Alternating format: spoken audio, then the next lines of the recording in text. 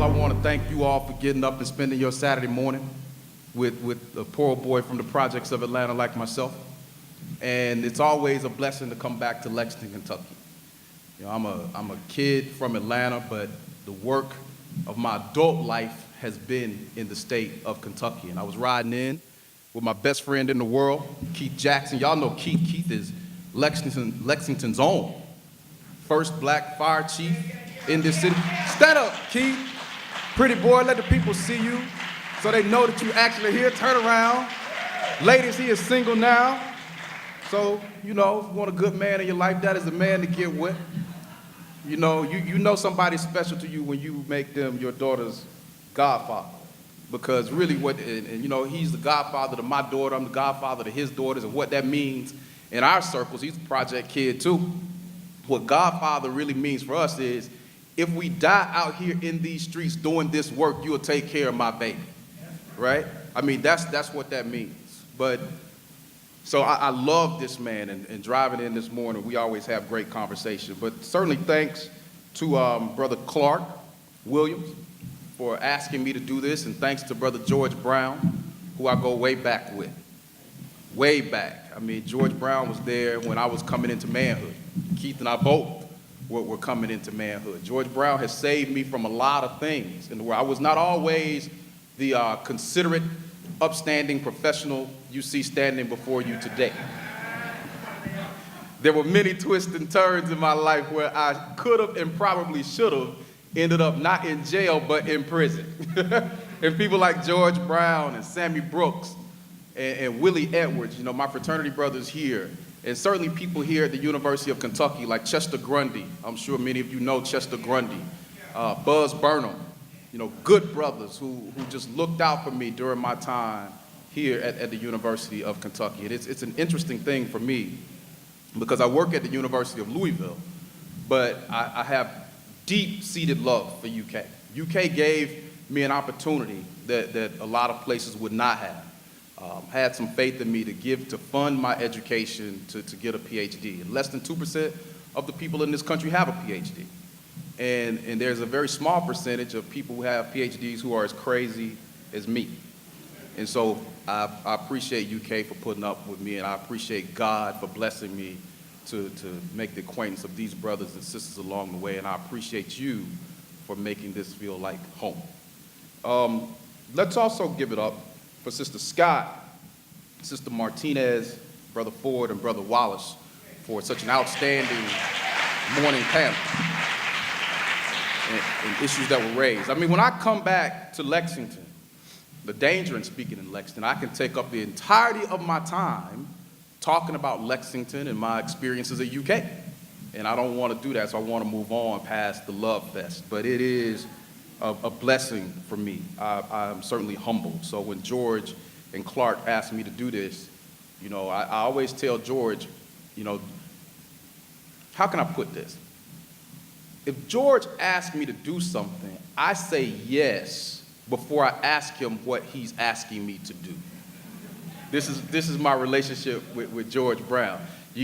You know, you go through no speakers bureaus, you go through nothing. It's basically, if you have anything else on your calendar, you cancel it for George Brown. I think George Brown is one of the most dynamic, insightful, visionary leaders, but what makes him incredibly special is he is one of the most caring men I've ever met in my entire life.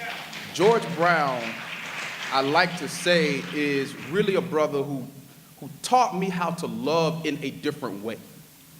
Because we all can love the people close to us, but George Brown has sensibilities that puts his love on a different level. Even if he doesn't know you, he knows of your struggle, he knows of your needs, and he tries to anticipate them. George, stand up for a minute, man. For anybody who does not know this man, get to know this man. Because when you talk about politics and politicians, this here is the ideal. He is the ideal. You know, and so I want to get into the heart of this, go for about 10 minutes, and maybe take some questions, because I got to get out of here. Y'all are more interested in food than you are in me, certainly. But I will say this, last thing on George, before I was coming up, I met Brother Clark's little daughter, Leela, 5 years old.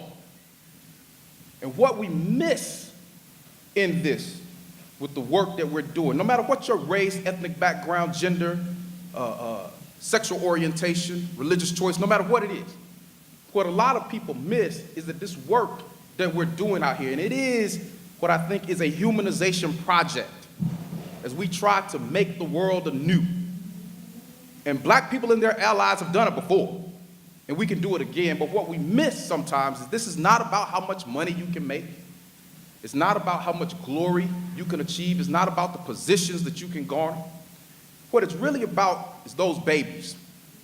It's about the 5-year-olds like Leela, so we can construct a world that she can walk into with her head held high, where she will not be dehumanized, where she will not be psychologically and emotionally scarred, right? Where she has the best shot at it. She has just as good a shot as anybody else, despite her gender, despite her color, despite where she was born, despite where she goes to school. Where because of her talent, because of her sensibilities, because of her aspirations, that she can encounter this world and this world can encounter her on an even footing. And if we lose track of that, then we've lost track of what this is really about. Now, I am a political scientist, and let me say, I always find politicians and party politics interesting. And what we're going to do for the brief period of time that we have this morning is to reframe those things, at least in the way I see it. I've been given an easy job. This whole process of going from chaos to community, I was asked to frame how chaotic things are. And so I told George, well, this is great for me, because I get to talk about the problems and I don't have to offer any solutions. This is a good thing, a very good thing. And I'm always leery of politicians, even with politicians being present, because as the great Shirley Chisholm said, and she said this in the early 1970s, she said politics have 3 basic problems. The Machiavellian nature of politics. It is a system designed for politicians to get what they want, to do what they want, and to continuously get reelected. They seek power more often than not, or at least what they perceive as power. 2, she talked about politicians' inability to respond to their voters' needs. And I would reframe this a bit. Sometimes it's not even about the inability to respond to the voters' needs. It's about an indifference to the voters' needs. How many politicians do we see now? And it has been normalized. We expect politicians to lie. We expect politicians to fall short. We expect politicians to not even try. So if a George Brown shows up or an Attica Scott shows up, we say that is some type of weird dinosaur. It's a unicorn. It is a fundamentally strange thing when it shouldn't be strange. This is a country that has normalized that type of dysfunctionality, deception, and lack of talent so much that we see Donald Trump. Wait a minute, let me stop. Some people, they have seen Donald Trump as a viable choice to lead this country. This is where we are. I can stop right there. Donald Trump is the president. That is chaos. Thank y'all for coming out this morning. Please walk off the stage. This is where we are. But lastly, Shirley Chisholm said, the last thing that impacts party politics is money. We talked about this, the panel talked about this. You almost have to be rich to run for major office in the country, independently wealthy, or be tied into money interests so deeply that you not only lose your way, but lose your soul. That's on the individual level. She said this in the 70s, and I would wager that it is worse now as we climb deeper into the 21st century. But it's not just a problem of individuals either. Sister Scott, I think, made a great point when she said, when you keep talking to people about coming out to vote, give them somebody that they want to vote for. In most elections, we see Americans right now voting against one candidate rather than for another. It's survival politics. As an old brother told me once, he said, look, black people are very pragmatic. We survive. We've always had to survive. It's not that the Democrats are so great, because the Democrats will kill you. But they'll wait till next week. The Republicans will do it tonight. So what black people have done, we've gone out and voted for the Democrats, so we have 7 days to plot to see how we can survive beyond then. So the question is, how can the Democratic Party be remade as a party to not be Republican-light and actually deliver candidates who will and are committed to transforming the world? That's what the people are really looking for. That's what the people need. We're going to talk about black people for a minute, if that's okay.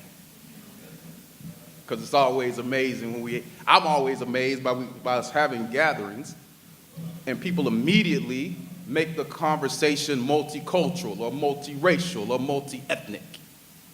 Like black people don't deserve to be independently talked about for a minute, in and of ourselves. When you have a population of people who in the 21st century, right now, 2017, not 1917 or 1817, whose poverty rate literally is triple that of the majority population.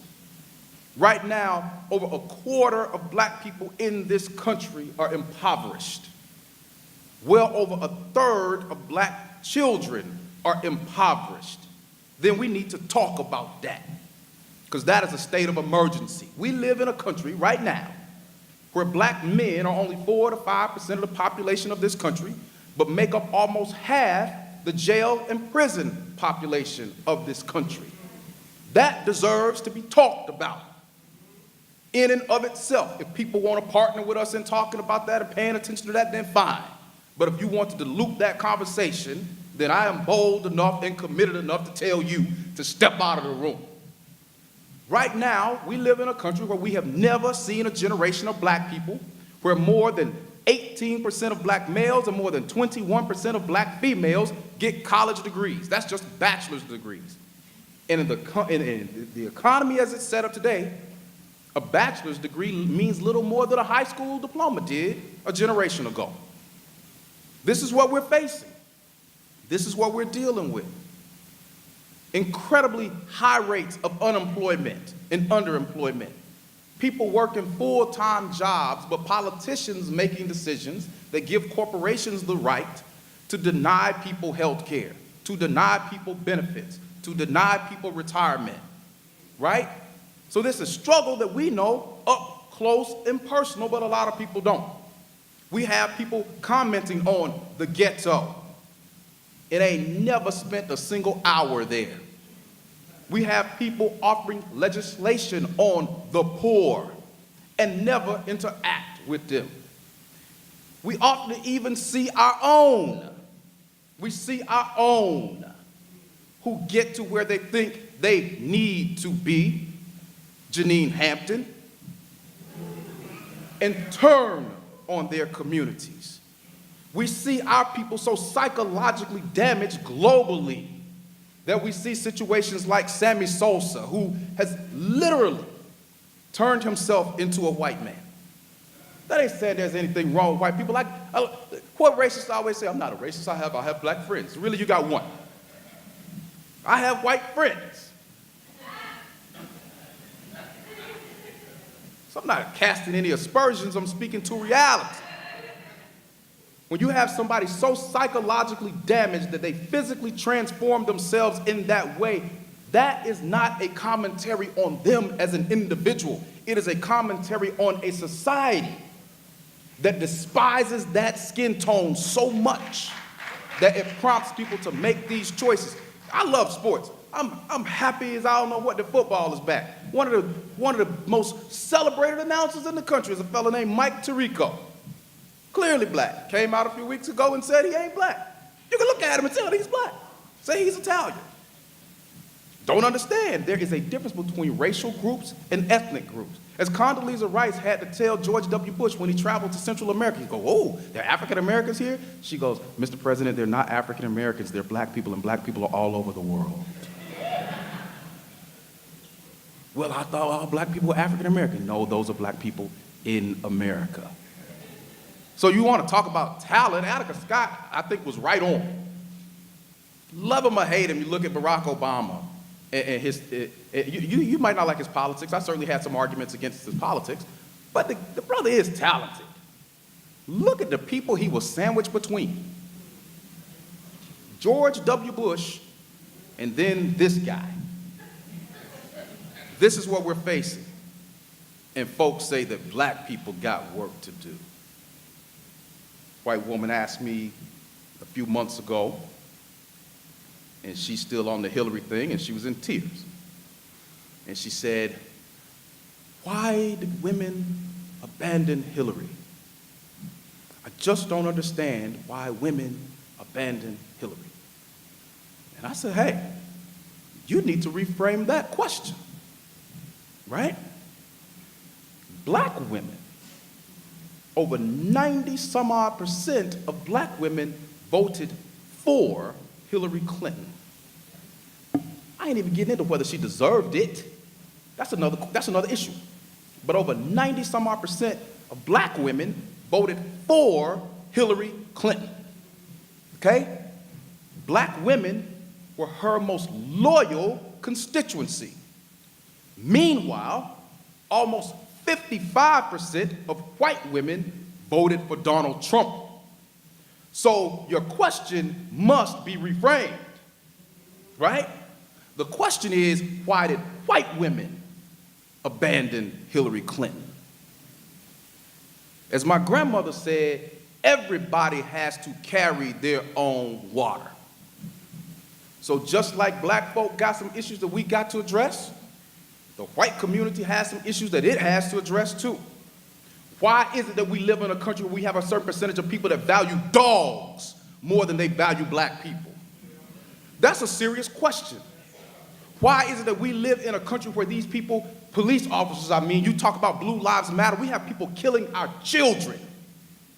Our children.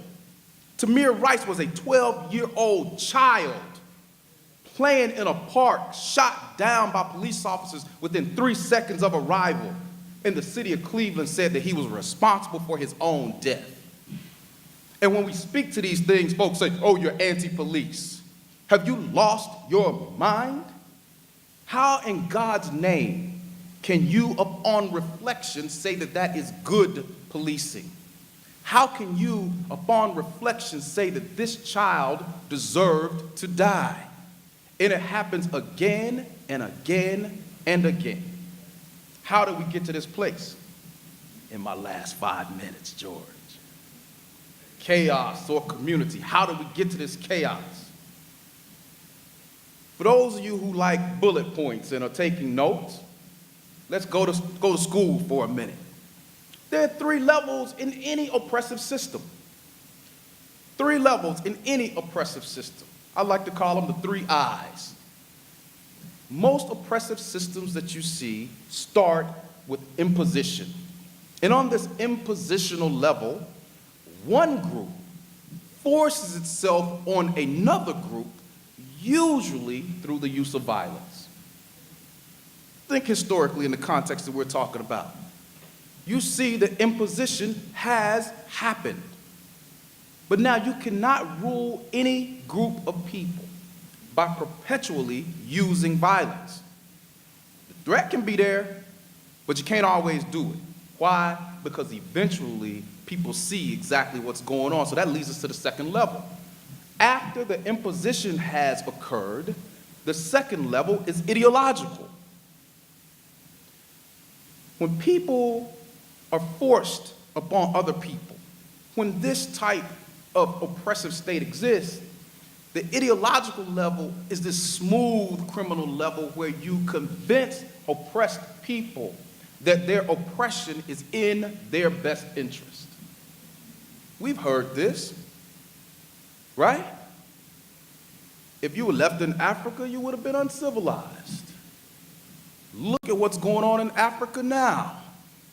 You should be happy to live in the greatest country in the world. In effect, we did you a favor. Let's not even talk about what the IMF has done to Africa. Let's not talk about what the World Bank has done to Africa. Let's not talk about what colonization has done to Africa. Let's not talk about what puppet governments have done to Africa, because no. That makes too much sense to engage. Just be glad that you ain't there. Right? We have Christianized you. We have given you God. Now pray, but never act. Ideological change. The last level, after the imposition, the ideological shift, we get to institutions. Institutions are put in place to educate and reaffirm the prior two levels. We see institutions every day at work. Think about it. We shoot all our kids through educational institutions, do we not? Schools are some of the greatest socializers ever. We turn children into robots almost. I can ask my students coming in right now, who are the three great philosophers? Without teaching them anything, and they're going to tell me, Plato, Aristotle, Socrates. They've been taught that, right? They've been taught that. We have been programmed from school age. Every time the Star Spangled Banner starts up, first national war song. Hear me well. The first national war song, which in its original version also celebrated slavery, been programmed to stand up. Just like in this state, and people still get pissed off every time they play My Old Kentucky Home, Kentuckians have been programmed to stand up because in the original version, the darkies are gay. Am I lying? Been programmed to. And so my thought is, every time I sit down, when My Old Kentucky Home comes on at a athletic event or anything else, even black people are looking at me crazy. Why don't you stand up? Because I'm not a slave and I'm not gay. And I don't mean homosexual. I ain't happy. And why are you happy, shuffler? So people get angry right now. As much as I love football, nobody wants to give Colin Kaepernick a job. If you think this is about football, you're a damn fool. This isn't about football. This is about messages being sent to black people, especially black athletes, to not stand up and do anything intelligent or resist. That's what it's about. And the sad part about it is our people have been beaten into submission to the point where if we have somebody from our own race who stands up and speaks clearly, they'll label him or her a crazy man or a crazy woman. And we wonder why this chaos is still going on. It's a sad fact. It's a sad reality. My last couple of minutes. We really have to ask ourselves 5 questions as we move forward, and hopefully they'll be engaged as the conference moves forward. 1, and I've been reflecting as I've gotten older. I just turned 50. So I think I know a little bit about myself now in between shots of bourbon. Not much, George, but a little bit. As I take my Evan Williams and Maker's Mark and Woodford Reserve and E.H. Taylor medicine daily. Y'all look at me like Malcolm said when Malcolm said he was in jail. And he said, don't look at me crazy because I've been in jail. Half of y'all in jail right now. So you look at me crazy because I drink. I know y'all drink too. And some of you do more than that. Some people wait for marijuana to become legal in Kentucky.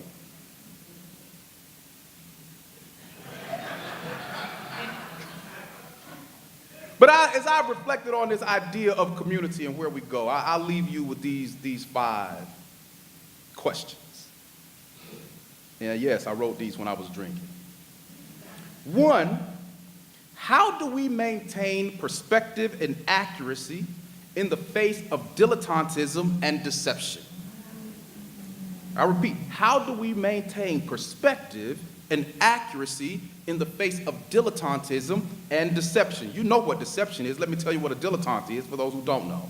It's a person who knows a little bit about something, but will act like they know a lot. The most dangerous people you want to encounter.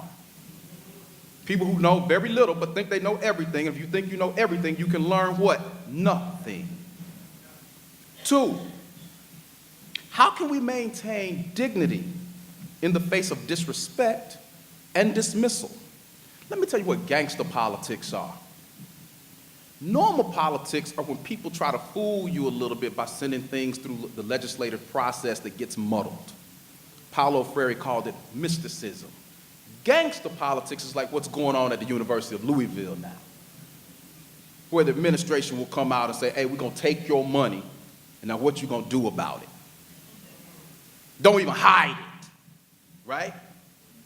That's what's going on at my school right now, where departments raise money and central administration's coming in, even after the process works, where I tell you this very quickly because you need to know this. So we have a distance education program where the administration gets 57% of the money off the rip, even though the departments are paying for all the doggone weight. We pay for the instructors, we pay for the curriculum, we pay for all of that, and the administration gets 57% of the money off the top. Now right there, that's a bad deal. But what they're doing right now is coming in and saying, not only are we gonna take our 57%, we have the right to take your 43% on the back end. And I said, my Lord, ain't that some pimping? And they looking at everybody like, so what you gonna do? That's gangster politics, right? That is dismissal.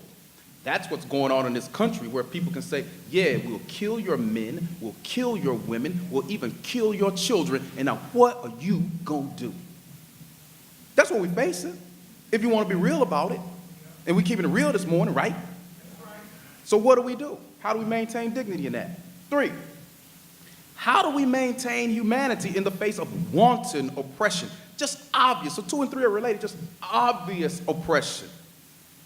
People will tell you very quickly, oh, black poverty's high because black people are lazy. Black men get locked up. I had a black woman, a student, some years ago, say, I understand why there's so many black men in jail, because black men just like to be in jail. A black woman said this. Like, my God, the work that's been done on you. And I say to her, have you ever heard of Shelby Steele? Clarence Thomas? Well, no. Ward Connerly? No. You should read up on them because they are you. They are you. You more critical of your own people than other people are. That's how badly you've been worked on. And this wanton oppression does that to you. 4, we can close this out. How do we seek change in the face of relative powerlessness? That's what we're all trying to do, right? Trying to figure out how we get some power. Black people have been talking about this forever. And yes, it is better now than it has been, but we got a long way to go. And lastly, how do we maintain hope and forgiveness in the face of predation and pathology? Remember, just because we're pathological, that is caused by disease, doesn't mean that we have to be pathogenic, cause more disease. We have always had in this country these coalitions that people are talking about. And we've had these partnerships across lines of race, because just because I talk about the suffering of black people, it doesn't mean that I can't talk about the humanity of some of our white brothers and sisters, right? One of my favorite heroes in American history was a fellow named John Brown. John Brown, white brother, who said in the 1850s, I have a system to destroy and I have no time to waste. He was talking about slavery. John Brown was so hardcore when he went to Harpers Ferry, Virginia. Y'all know about this, right? When he went to Harpers Ferry, Virginia in 59, he took his sons with him. Now that's heavy, because all of us will do some crazy stuff. But when you start talking about taking our children with us, if somebody say to you, okay, we're about to go and do this, da-da-da-da, y'all might do crazy. Hey, why don't you bring little Rico with us? Like, wait a minute, man, you talking about taking my baby with me? You lost your mind? John Brown took his kids with him, and they all died in this. John Brown was going so hard that he asked Frederick Douglass to come with him, told Frederick Douglass, man, we're going to go into Harper's Ferry, we're going to raid this armory, we're going to get these guns, we're going to arm these slaves, and we're going to fight it out. You down, Fred? Frederick Douglass was like, nah, bro, I don't think I'm going to ride with you this time. He's like, you better wait for Isaac Murphy to ride that horse, because I ain't getting on that. White brother. I mean, you had white brothers like William Lloyd Garrison burning the American flag at 4th of July celebration, saying it was a doggone pact with the devil, as long as slavery and oppression of black people existed. So people will say to me all the time, in Louisville, man, I get notes about every 30 minutes by somebody saying I'm a racist and I hate white people. I don't hate white people. I hate oppression. I'm willing to fight white people. Keith and I would talk about these white people. I'm sure there were no black people with them, but then again, there may have been. Sammy Sosa might have been there at the University of Virginia last night, Charlottesville, defending these Confederate statues. Why are people so tripped out about these statues? There's another up in Frankfurt. Every time y'all go to work, y'all go there, good old Jefferson Davis. Jefferson Davis was a traitor. Jefferson Davis was a treasonous racist. That's what Jefferson Davis was. And people want to celebrate him? Come on. So closing this out, when we talk about politics, it's got to be reframed. This is not just about voting. It's not just about elections, right? As a political philosopher, I say this. You need to remember the definition of politics from Harold Laswell, as I'm sure you all know because you're practicing it or you wouldn't be here this morning. Politics is not just going out and voting. Politics is the process that decides who gets what, when, where, and how. So you can be political and never go to the voting booth. I'm not saying don't go to the voting booth, but you can be political and never go to the voting booth. But what we certainly need to do is get in on ground zero to decide which candidates are delivered in the first place. That's what we got to work on when we talk about that process. It is important. So remember that. And Keith, George, I'm sure you've heard this story. I'll close this out right on time as you go to lunch. Give you all some instruction to live by, and I know my friends are tired of hearing this story, but it's a great one. As much as I love my grandmother was a saint, man. Everybody thinks their grandmama was a saint, right? That was a good woman. I mean, my mother was 15 years old when she had me, and I didn't meet my father until I was 35. Shouldn't have met him then. I literally threatened his life, what, Keith, 2 weeks ago? He talked about me, my daughter again, and he's such a terrible father. I said it, I told him, I said, look, man, here's the deal. If you were going to be as bad a grandpa as you have been a father, you want to stay away from my daughter.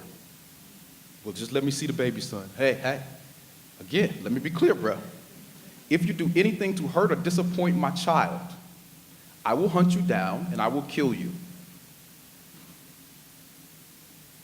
I wasn't kidding. Like, Negro, I will kill you slowly. I will rip your fingernails off and pour alcohol in them. I will torture you in my basement for about a week. I got a lot of stuff to get out of me towards you. So my grandmother stepped in. Everybody's scared now. They thought I was going to say that was a joke. No, I was absolutely serious. I will kill him. I got a lot of lawyers in my circle who would get me off, too. Crime of passion, they call it. But as good as my grandmother was who stepped in, I had an aunt, my Aunt Bob, who was just as bad. We all got bad people in our family. Truth is crazy, ain't it? People say they want the truth till they start hearing it. Now, y'all know y'all don't have some bad people in your family, but then you go to their funeral, right? And I don't know what they do at other places, but at black funerals, you never hear a bad word at a black funeral. So the preacher got up when my Aunt Bob died, who was a terrible woman, and he started to preach. Sister Margie was such a good woman, would give you the shirt off her back. She loved the Lord, loved the family, da-da-da-da-da-da-da-da, going on and on and on. And so my sister leans over to me and says, "Who's in the casket?" And I said, "I don't know, because it definitely ain't our Aunt Bob." But what was our preacher doing? He was lying. He was lying. And y'all, I'm not alone. Y'all been to funerals with people in your family where the pastor had to get up there and lie. Am I wrong? No, I ain't wrong. So my charge to you this morning, folk, beloved black people, beloved white allies, beloved Hispanic brothers and sisters, Asian brothers and sisters, all of y'all who are up this morning, You could have been watching a rerun of Love and Hip Hop Atlanta or something. Well, that's the thing now. People are more into reality TV than they are into reality. But the charge for you is you remember my Aunt Bob and I make my exit and you go eat lunch. Live your lives in such a way that the preacher does not have to lie about you at your funeral. If you ain't doing that, you're doing something wrong. Much love to you. Thank you, George.